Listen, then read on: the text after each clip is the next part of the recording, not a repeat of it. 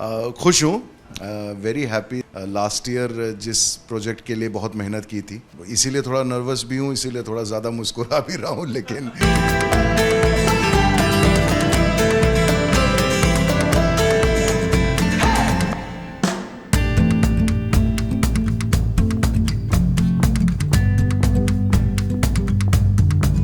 राजेश जी, सबसे पहले बहुत बहुत स्वागत है आपका। बहुत अच्छे, बहुत स्वस्थ आप लग रहे हैं। कैसे हैं आप, ये बताइए। स्वस्थ से मेरा मतलब है वो ताना मारा है तुमने कि नहीं, मुझे मालूम नहीं है। हाँ, खुश हूँ, very happy that last year जिस प्रोजेक्ट के लिए बहुत मेहनत की थी, फिल्म हड्डी, वो फाइनली 7 तारीख को, और इसीलिए थोड़ा नर्वस भी हूँ, इसीलिए थोड़ा ज़्यादा मुस्कुरा भी रहा हूँ, लेकिन बट हाँ, एक एक एक क्या कहें, मतलब खुशी इस बात की है कि I am actually relying a lot on हड्डी। लेकिन आपने कहा कि आप नर्वस हैं थोड़े, हाँ, राइट? लेकिन इतने साल हो गए, will come to that afterwards. इतने साल हो गए आपको फिल्म इंडस्ट्री में, इतने सीनियर एक्टर हैं आप, यू स्टिल गेट नर्वस?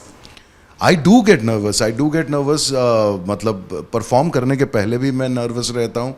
अगर मैं छोटा सा एक ऐड भी कर रहा होता हूँ तो भी मैं नर्वस होता हूँ। कई बार तो मैं आपको बताऊँ, एक बड़ा अच्छा किस्सा अभी कुछ दिन पहले ही हुआ था कि मैं एक ऐड शूट कर रहा था विद्या बालन जी के साथ, और मुझे ऐसा लगा कि वो शायद मेरी शूटिंग का पहला दिन था। नॉट बिकॉज कि विद्या जी के साथ होने की वजह से मैं नर्वस था, बट उस दिन ट्रैफिक की वजह से मैं बहुत लेट पहुंचा था शूट पे। मतलब ऐड के शूट पे 9:30 के कॉल टाइम पे, because of traffic I reach somewhere around 11। So everything went haywire in me. तो एक लाइन बोलनी थी और मैंने इतने सालों के बाद कुछ 32 टेक लिए। तो नर्वस होना जो है ना, वो हम कलाकारों का एक जन्मजात अधिकार है। अगर नहीं है तो आप कॉम्प्लेसेंट हैं तो कई बार क्या होता है कि कैजुअल अप्रोच रखने से हर चीज़ में कैजुअलिटी होने की संभावनाएं बढ़ जाती हैं। तो मतलब नर्वसनेस थोड़ी अच्छी होती है, नर्व अच्छे हैं। गुड नर्वसनेस इज गुड, या। Okay. So also we'd like to ask you that it's been, I think, more than 24 years, 25 years close to. जी right? जी जी जी, कैसी रही है जर्नी सर? बहुत सुपर्ब जर्नी रही। इनफैक्ट जून में आई रियलाइज्ड कि मेरे एग्जैक्ट 25 साल इस शहर में पूरे हो गए और इस फर्टर्निटी में पूरे हो गए, और मैं तो यही बोलूँगा, it's been 2 decade and still not decade. तो मुझे खुशी है कि यार लोगों ने मुझे मतलब कंटिन्यूस काम भी दिया है। बीच में 5 साल एक तरह का सबैटिकल भी था जहाँ मैं फार्मिंग के लिए चला गया था। मतलब giving 5 years of the peak career of your life end of your age to something more meaningful in terms of that it was a need of our but उसके बाद वापस आने पे भी वही एक्सेप्टेंस हो रही है और लोग आपको उसी तरह से स्वीकार कर रहे हैं। तो ये कहीं ना कहीं इस शहर की एक महिमा है, गरिमा है, जो आपको हमेशा प्रेरित करती है कि यहाँ पे आप अगर अच्छा काम करते हैं तो आपके काम को हमेशा ही एक बल मिलता है, and you get that work again and again and force again and again. लेकिन इन 25 सालों में, जैसे जी। सर आपने कहा, इन 25 सालों में कभी ऐसा आपको लगा कि जैसे कि एक ह्यूमन नेचर होता है, बहुत दुखी हो जाता है किसी चीज़ से, या फिर कि कोई चीज़ उसे बहुत परेशान करती है, राइट? तो इन 25 सालों में कभी आपको ऐसा लगा कि बहुत ज़्यादा दुखी हूँ यार, कुछ मेरे फेवर में बहुत सारी चीज़ें नहीं जा रही है, या फिर अगर आपने इस सारी चीज़ों को फेस किया तो कैसे उससे ओवरकम किया? It would be very educational to the people who are watching. हाँ, मतलब 25 साल के बाद हम अपना तजुर्बा, अपने एक्सपीरियंस को बात करके लोगों को तक प्रेरित करने की क्षमता रखते हैं अपने अंदर। बट हाँ, 25 साल में कई बार ऐसा हुआ है कि आपको लगा है कि काम है आपके पास, but sometimes you think that you can get a better work. You sometimes due to your financial reasons also you compromise on the quality of work and the kind of work sometimes you do, जहाँ से जो दिल से नहीं आता है लेकिन धन के रूप में आप उसको देखते हैं और बोलते हैं कि यार चलो ना, मतलब कम से कम आपके घर का किचन तो चल रहा है, इस वजह से आप इसको कर लें। लेकिन जब आप वो भी करते हैं तो आप बहुत दिल से करते हैं, क्योंकि यू नेवर नो कि कौन सा काम आज के जो जिस तरीके से सोशल मीडिया का प्रेजेंस है या इतने प्लेटफॉर्म्स हैं, इतने इंटरव्यूज़ हैं, कहाँ पे कौन क्या देख लेता है और किस वजह से आपको एक कॉल आ जाती है, you know. So every thing should not be ignored, जिस भी कारण से आप कर रहे हो. चाहे शुरुआत में आपने उसको अपने कि अच्छा मुझे ये कैरेक्टर करने को मिल रहा है उस जज्बे के साथ गए हों, या मुझे यहाँ पैसे अच्छे मिलने वाले हैं उस जज्बे के साथ गए हों, बट जब भी आप काम कर रहे हो उसमें आप अपना 200% दें. वो एक बहुत ज़रूरी चीज़ है. बहुत बार मेरे साथ भी ऐसा हुआ है, बट ख़ास करके लेटली जो ये 5 साल के बाद वाली जो एक वापसी ही मानता हूँ मैं इसको, ये सबैटिकल के आने के बाद जो टेलीविज़न नहीं करना बाय चॉइस कुछ समय के लिए, फिल्म करना, ओटीटी पे अपने आप को एक्सप्लोर करना, तो इसमें गैप ज़्यादा होता है. दिखता आपको एक साथ मतलब आप शूट, जैसे अब ये हड्डी फिल्म है, हमने शूट की थी एग्जैक्टली 1 साल पहले, लास्ट ईयर अगस्त में. रिलीज़ 1 साल के बाद है, शूटिंग आपने 20 दिन ही की है, यू नो. सो ये जो एक गणित है वो अपने सिस्टम में बैठाने में कई बार 3 महीने 4 महीने आपके पास काम नहीं होता है, यू नो, बिकॉज आपको लगता है कि अच्छा ये जब आ जाएगा तो शायद मुझे और अच्छा काम आएगा. तो ये जो पीरियड होता है, ये समय होता है जब आप अपने ऊपर काम करते रहते हैं, और निराशा की जगह आप बहुत सारी चीज़ों से आप ट्रैवल कीजिए, आप बुक्स पढ़िए, आप थिएटर देखिए, आप अच्छी फिल्में देखिए, यू नो. बहुत सारी सीखने का एक समय मिलता है. तो यही एक समय है जो there is nothing called work और life, everything is about life. So, you know, if you are concerned about your life in terms of to give best to it, I think ये खाली समय भी आपको अच्छी चीज़ दिखा देता है. और if you talk about Huddy, ji. we saw in the promo trailer, whatever we call, that your look is like बोलते हैं ना एकदम छोटे-छोटे हैं, like it's a completely different look, right? Yeah. So कितना उसके लिए प्रिपेयर किया था, और कुछ अपने किरदार के बारे में थोड़ा सा. हाँ, सो हड्डी जब ऑफ़र हुआ तो इनफैक्ट जो डायरेक्टर हैं अक्षत, बहुत ही अजूबा चीज़ था, बिकॉज़ हम लोग हमेशा अभी भी ऑडिशन देते ही हैं, चाहे ओटीटी के लिए हो चाहे फिल्मों के लिए हो. तो जब मुझे पराग मेहता जो कास्टिंग डायरेक्टर हैं इसके, जब उनका फ़ोन आया कि ऐसी एक फ़िल्म आ रही है, नवाजुद्दीन है उसमें, अनुराग कश्यप हैं, ईल आरून हैं, ज़ीशान अयूब हैं, और एक किरदार है जिसके लिए हम आपसे बात करना चाहते हैं. तो मुझे लगा ये ऑडिशन लेंगे. तो उस समय मैं लंदन में शूट कर रहा था, और मैं कुछ 5 दिन के लिए ही आया था इंडिया, और फिर मुझे वापस जाना था. उसी बीच में ये कॉल आया, तो मैंने कहा हाँ मैं अवेलेबल हूँ. तो उन्होंने बोला ठीक है, ये ऑफिस है, आप यहाँ पहुँच जाइए. तो मुझे लगा यहाँ ऑडिशन लेंगे. तो फिर फ़ोन आया कि अच्छा डायरेक्टर मिलना चाहते हैं. मुझे लगा कि अच्छा डायरेक्टर ब्रीफ करेंगे तो ऑडिशन लेंगे. तो डायरेक्टर आए, डायरेक्टर ने पूरी कहानी सुनाई. फिर मुझे लगा कि अच्छा डायरेक्टर ने अब सुना दिया, अब ऑडिशन लेंगे. फिर उन्होंने बोला कि तो फिर आप फाइनल हैं. मैंने कहा ऑडिशन तो बोले नहीं सर, आपका क्या ऑडिशन लेंगे मतलब. मैंने कहा नहीं, मुझे लगा कि सीक्वेंस यही होता है तो मेरा ऑडिशन होने वाला है. बट उन्होंने बोला कि नहीं सर, लेकिन उन्होंने बोला कि आपने जो एक किरदार किया है रोसेश सारा भाई का, वो इतना हावी है you know in terms of memory में हमारे, कि हम जब भी आपको देखते हैं तो हम उससे कई बार यू नो रिलेट ही मतलब नहीं निकल पाते हैं. तो एक ऐसा किरदार हड्डी वाले में हम क्या अलग कर सकते हैं कि आप रोसेश ना दिखें. तो मैंने 2 ऑप्शन दिया उनको. मैंने एक ही ऑप्शन दिया उनको. मैंने कहा कि देखो मैं वज़न बढ़ा लेता हूँ, जिससे कम से कम एक मैच्योरिटी फेस पे आ जाएगी, बिकॉज जेनेटिकली थोड़ा सा फेस ऐसा है कि बेबी फेस में वज़न कम होता है तो बेबी फेस बन जाता है. तो मैंने कहा कि मैं वज़न बढ़ा लेता हूँ, कम से कम उससे एक यू नो मैच्योरिटी, और नवाज़ हैं तो उनके सामने, चूँकि वो खुद दुबले पतले हैं, तो उनके सामने एक ह्यूज जायंट जैसा एक किरदार दिखेगा, तो एक कॉन्ट्रास्ट दिखेगा, तो लोगों को यू नो शायद वैसा हो. तो हमारे जो ये डायरेक्टर हैं अक्षत, इनके खुद के बाल बहुत लंबे हैं, छोटी वोटी बांधते हैं ये. इन्होंने बोला सर बाल के साथ कुछ कर सकते हैं क्या? मैंने कहा क्या करना है बाल के साथ? सर गंजा हो सकते हैं क्या? तो मैं एक सेकंड के लिए मैंने कहा यार मैं एक ऑलरेडी फिल्म का शूट कर रहा हूँ, उसमें बाल यही हैं, नॉर्मल हैं। तो उन्होंने बोला कि नहीं मतलब एकदम गंजा नहीं करते सर, क्रू कट कर लेते हैं। तो मैंने कहा ठीक है क्रू कट कर लिया जाएगा।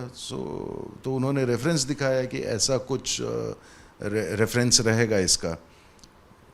सो I had to agree because the role was so exciting, क्योंकि मैंने आज तक वैसा किरदार नहीं किया था। प्लस ये पूरी दुनिया जो है ये बहुत एक क्रिएटेड दुनिया है हड्डी फिल्म की, इसका रियलिटी से कोई लेना देना नहीं है, एक फिक्शनल दुनिया है। उस फिक्शनल दुनिया में फिक्शनल किरदार हैं, तो उस किरदार का वैसे भी नाम कुछ सत्तो नाम है कैरेक्टर का, बट वो टेडी बेयर उसको बुलाते हैं। तो ये बाद में मुझे पता चला था कि किन्नर लोगों के घराने में शायद ऐसा होता है, जो I am still not sure, मैंने कंफर्म नहीं किया है, लेकिन वहाँ पे जो मेल होता है, जो एक तरह का उनका एग्नी आंट होता है, उसको टेडी बेयर बोलते हैं। बिकॉज वहाँ से लोग जा कर के अपनी जो किन्नर है अपनी व्यथा बताते हैं, और दिस मैन मैनेजेस दैट। तो टेडी बेयर, मैंने कहा तो टेडी बेयर जैसा दिखना भी चाहिए, सो आई वेंट ऑन दैट। तो मेरे पास समय था, इनफैक्ट 2-2.5 महीने 3 महीने का समय था, जब देन फाइनली फिर आपने स्वस्थ तरीके से ही वज़न बढ़ाना शुरू किया, ताकि बाकी कोई प्रॉब्लम आपको ना आए, और बट वो लुक वाइज एक अलग दिखे। तो अब जैसा कि आपने ट्रेलर में देखा है कि मैं नवाज़ को मार रहा हूँ, तो ऐसा लग रहा है कि हाँ कोई और ही मार रहा है, मैं नहीं मार रहा हूँ। मतलब एक किरदार मार रहा है जो मार सकता है किसी को, जो बॉक्सर जैसा दिख रहा है, तो बाकी ये तो एक तो वो है, प्रेजेंस बहुत स्ट्रॉन्ग है इस किरदार का, कहानी काफ़ी मूव करती है इस किरदार के माध्यम से भी, और जैसा फिर आप लोग फिल्म में देखेंगे ही, इनफैक्ट जो मैंने जितने भी काम किए हैं उससे बहुत ही डिफरेंट अनुभव रहा है मेरा इस काम को लेके। एंड सीरियस कैरेक्टर रहा है, बिकॉज लोग हमेशा मुझसे ह्यूमर एक्सपेक्ट करते हैं, लेकिन फिल्म में मुझे लगता है कि सिर्फ एक ही जगह मैं हंसा हूँ, बिकॉज जब एडिटिंग कर रहे थे तो उन्होंने ही मुझे बताया कि सर इस किरदार में एक चीज़ मैंने नोटिस किया कि अक्सर आप जो स्माइल आपका एक एसेट है, ये आपने कहीं यूज़ ही नहीं किया, आपने सिर्फ एक ही जगह यूज़ किया है। तो मैंने कहा अच्छा, इतना ध्यान से लोग देखते भी हैं। तो I am just hoping that audience loves the film, the moment they love the film they love the character as well. Also, would like to ask that Nawazuddin Siddiqui, we all know जी, that he's a जी, fantastic actor, जी, और एक बहुत बड़े सितारे हैं इस फिल्म जी, इंडस्ट्री के, जी। दुनिया के। तो how's your experience has been with him?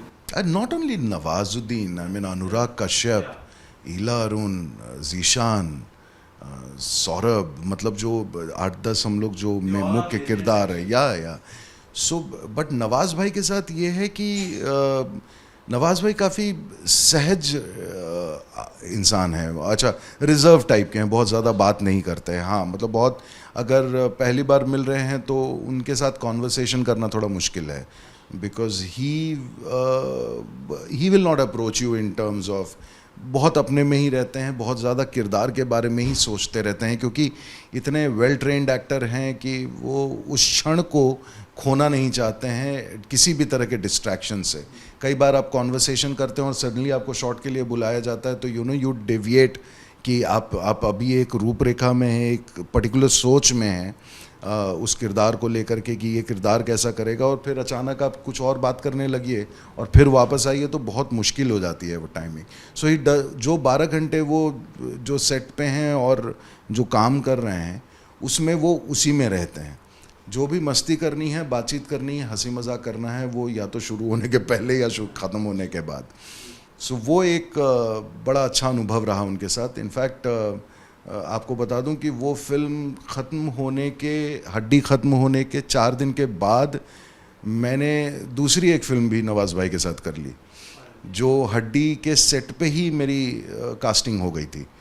और जी स्टूडियो की ही फिल्म है, वो भी आने आएगी बहुत जल्द। तो मेरे लिए तो मतलब ये हो गया कि और सीखने का मौका मिल गया। और दूसरी फिल्म में मतलब चूँकि वो हम लोग बाहर कर रहे थे तो 23-24 दिन का एक शेड्यूल था, एक जगह पे एक ही जगह रहना था, सो आउटडोर था, तो वहाँ पे हमारे इंट्रैक्शंस और बढ़े। तो एज अ ह्यूमन उनको जानने का मौका मिला कि बहुत ही एक्चुअली गुणी और ज्ञानी दोनों हैं वो। अनुराग कश्यप, उनके बारे में अगर मैं कहूँ तो इस फिल्म में मुझे एक चीज़ ज़रूर सीखने को मिली है जो मुझे नहीं वैसे पता था, लेकिन वैसे किसी ने पढ़ाया नहीं था, बिकॉज़ मैं कोई थिएटर बैकग्राउंड से आया नहीं हूँ। तो कई बार मैं शब्द पकड़ लेता हूँ और फिर मैं अपने ऊपर काम करता हूँ। तो उन्होंने एक बात बड़ी अच्छी बोली थी कि जब हम दो लोग आपस में बात करते हैं तो हम दोनों एक दूसरे की आंख में देख के बात करते हैं। उससे पता चल जाता है कि इंसान कितना सच्चा है, कितना झूठा है, या वो जो कह रहा है उसके पीछे उसके मायने हैं भी कि नहीं है। तो जब हम कैमरे के सामने आते हैं तो ऑडियंस हमारी सिर्फ आंख देख रही होती है। उस समय वो हमारी कद काठी और हमारे शरीर पे क्या कपड़े हैं वो नहीं देख रही होती है। वो सिर्फ आपकी आंख देख रही होती है कि आप कितने सच्चे हैं, आप कितने झूठे हैं। तो ये आंखों से जो परफॉर्म करना है ना, उन्होंने बोला कि उस क्षण में अगर आप सच्चे हैं, किरदार में हैं, वो कैमरा पकड़ लेगा। उस क्षण में अगर आप कुछ और सोच रहे हैं या लाइनें ही सोच रहे हैं और फिर आप कुछ और करना चाह रहे हैं, तो वो आँख से पता चल जाता है कि you are different, you are not the same. तो ये बात एक बहुत बड़ी सीख बातों बातों में निकल करके आई थी, जो मुझे उसके बाद मैंने जितनी फिल्में की और OTTs जो भी किए, मैंने इसी चीज़ को अप्लाई करने की कोशिश की। क्योंकि टेलीविज़न में हम कहीं ना कहीं अपने फेस को बहुत यूज़ कर लेते हैं। हम बहुत ज़्यादा अननेसेसरी के ब्रेथ्स पैटर्न पे चलते हैं, अननेसेसरी के ये वाले भाव जो होते हैं हमारे ये बहुत ज़्यादा होते हैं। इसको कंट्रोल करना, अगर आपको समय हो तो मैं एक और किस्सा बता सकता हूँ, छोटा सा, बहुत प्यारा सा है। एक विनील मैथ्यू एक डायरेक्टर हैं, men will be main imperial blue का एक बार ऐड हो रहा था। ये बात है 2011 की। तो एक इंपीरियल ब्लू का add men will be main का मैंने भी किया था। लेट अमित मिस्त्री भी थे उसमें साथ में। तो जब पूरी रिहर्सल हुई, रिहर्सल के बाद विनील मैथ्यू जो डायरेक्टर हैं वो आए मेरे पास। उन्होंने कहा, राजेश बहुत अच्छा किया तुमने, अभी तुमने जो भी किया है ना, इसका 100% कम कर दो।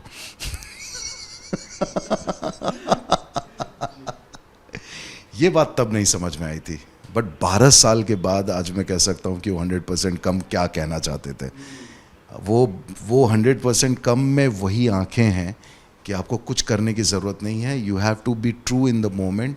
You do not have to think what you are going to do, you just do it with utter belief and conviction and it will just work. आज सहजता ही है। आज जितने भी परफॉर्मेंसेज हो रही हैं वो आपको अपील इसलिए करती हैं क्योंकि वो रिलेटेबल भी हैं और सहज भी हैं, कॉन्वर्सेशनल हैं, कोलोकियल हैं।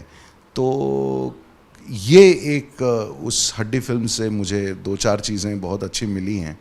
और हड्डी फिल्म में जितना समय उसके बाद मिला था मैं अप्लाई कर रहा था, but now let's see, result तो आउट ही हो जाएगा 1-2 दिन में। और सर आखिरी सवाल जो मैं आपसे पूछना चाहूँगा, इन 25 इयर्स जी। ज़्यादातर आपने टीवी किया, राइट? जी जी मोस्ट जी। Of the, I think 80% of your career is been या टेलीविजन, या now I think couple of years or 3 years, 4 years, you're focusing more on OTT, right? Why is it so sad? अब television में I won't say कि एक तो definitely हमारे यहाँ characters नहीं बनते हैं अब। जैसे रोसेश किरदार था, मिस्टर शर्मा किरदार थे, नीली छतरी वाले में भगवान दास किरदार था। ये किरदार थे जो बनते थे। लेटली मुझे ऐसा फील होने लगा किरदार नहीं बन रहे हैं, रिलेशंस बनते हैं कि आप हीरो के भाई हैं, आप हीरो के बाप हैं, आप हीरो के मौसा हैं, आप हीरो के फूफा हैं। आपकी अपनी कोई यात्रा है कि नहीं है, ये इसके ऊपर लोग काम नहीं कर रहे हैं। बहुत मुश्किल होता है वो। तो मुझे कहीं ना कहीं ये फील हुआ कि आई थिंक दी जो एक्सपोजर या जिस तरह का काम आज फिल्मों में या OTT पे है, I fit more into that now at this age, because आप समय के साथ मैच्योर भी तो होते हैं ना। 40 के बाद आप एक मैच्योरिटी भी आती है, फिर आप उन किरदारों की तलाश में रहते हैं जो अब बतौर एक्टर आप करना चाहते हैं, बिकॉज अब सिर्फ आप किचन के लिए काम नहीं कर रहे हैं, अब आप अपनी संतुष्टि के लिए भी कर रहे हैं कि एक इनिंग तो ऐसा है कि जहाँ पे आपकी प्रतिभा और निखर के आए और आपके ऊपर भी काम हो, जहाँ लोग आपके साथ बैठें, वर्कशॉप करें। जैसे फॉर एग्जांपल मैं नाम ले सकता हूँ OTTs के जो मैं प्रोजेक्ट कर रहा हूँ। जैसे मैंने राणा नायडू किया नेटफ्लिक्स पे, उनके साथ, राणा दग्गुबती के साथ, उसमें करप्ट CBI ऑफिसर का रोल था। उसके बाद मैंने कोटा फैक्ट्री किया, उसमें मैं मैथ्स का टीचर बना हूँ, उसका भी 3rd सीज़न आ रहा है।